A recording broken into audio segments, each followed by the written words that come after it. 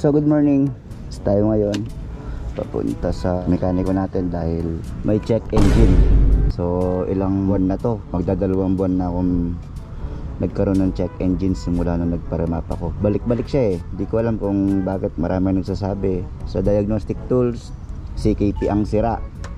Pero yung takbo okay naman eh. Wala naman nagbago sa takbo. Bumilis pa nga. Pero ito lang check engine yung problema ko ngayon. And may mga nagsabi CKP, yung iba sa remap. Pero hindi naman sira yung ECU. Meron din akong ginawang troubleshoot. Nakita ko rin sa Facebook. Ayan, kung nakikita nyo, ginawa ko yan. So hindi naman sira yung ECU. So ang problema natin, every time na papadelete natin, nagpalinis na tayo ng stator, na magneto, ng throttle body FI, ganun pa rin, lumalabas pa rin yung check engine nya after 3 days kung pinadelete. And syempre alam naman natin, pag dinelete lang, babalik at babalik pa rin. So nakaka-bother lang makita yung nakailaw yung check engine. Kaya meron tayong solusyon dyan. Solution natin ay ito. So magkano lang to? Wala namang 50 pesos to.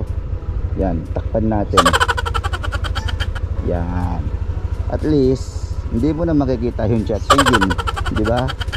So yan lang yung solusyon ko ngayon. Pero pamunta tayo ngayon sa mekaniko natin para pa-delete at ipa-diagnose ulit kung ano yung problema ng ating motor. Dahil hindi na tayo mapakali. Lahat naman ng may mga motorcycle dyan na nagkaroon ng issue yung check engine, ayaw makita na nakailaw yung check engine. Kaya takpan na lang muna natin. Temporary lang yan, huwag kayo mag-alala, papadelete natin ngayon. Okay, tara, biyahe tayo. Ba, kung nakikita yung check engine, hindi ka nababother na nakailaw. Pero dito nakailaw. Alright, let's go. So yun, paano ba nagkaroon ng issue yung check engine ko? Actually wala namang issue yung motor ko. Well maintained yung motor ko. Every 1,000, 1,500 nag-change oil ako and fully synthetic yung ginagamit ko. Tapos isipan ko magpa-remap. So nung nagpa-remap ako, ang pinakaunang issue niya is yung ISC. Pag nagre-rev ako, taas baba yung minor ko. And syempre alam mong merong issue. So taas baba yung minor ko. Tapos pag bibirahin ko, tapos ibabalik ko yung accelerator, para mamamatay yung anel niya. Tapos yung ilaw parang mamamatay. So binalik ko. And ang problema nga ISC. Then nung sinayos ko yung ISC, since nandun na ako, nagpa-throttle body and FI cleaning na ako. And naayos naman yung minor. Dinalik yung check engine.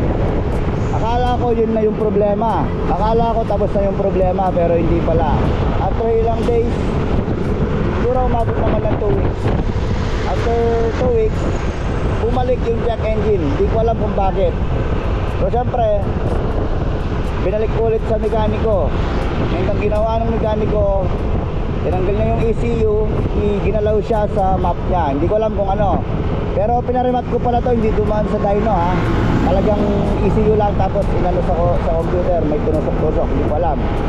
And after nun, wala yung check engine. Okay naman. After ilang araw ulit, bumalik ulit yung check engine. Pumunta ako sa mekaniko, pinagawa ko is, diagnose niya is CKP sensor. Andun na ako, pinalinis ko yung stator, pinarepaint ko yung magneto, and pinadelete ko yung check engine. After madelete yung check engine, ilang araw na naman, ayan, bumalik na naman yung ating check engine. Ano na ba yung problema? Hindi ko din alam. Nagtanong na ako sa mga sa group ng NMAX Philippines. Nagtanong na rin ako sa mga sikat na mekaniko. Ang diagnose nila, it's either CKP nga or ECU kung hindi mo napapagana yung motor. Pero eto, napapagana natin. Ayan, maganda yung hatak, maganda yung takbo, maganda yung gana. Ayan. So ang findings niya, is nasa map, nasa mapping, nasa pagka-remap. Dahil nga hindi tinay, no, hindi ko rin alam kung ano yung problema. Dadalit ko ngayon sa mekaniko, papadelete ko lang dahil nga tinakpan lang natin. So papadelete ko lang. Meron din akong napanood kay Ubik Rida, ayan, motovlog, shoutout po. And yung sa kanya, same ng issue ng sa akin, ang ginawa niya lang is pinabalik niya yung stock map ng ECU niya. And so far so good naman daw, okay naman. And hindi na daw na-check engine. So sa akin kasi, parang tinanong ko yung mekaniko natin, ang sabi is stock map na daw to. So nagkakaroon pa rin ng check engine. So ngayon, titignan natin, balik natin sa mekaniko, papadiagnose muna natin kung ano yung naging cause ng check engine natin. So yun, kita-kita tayo sa mekaniko.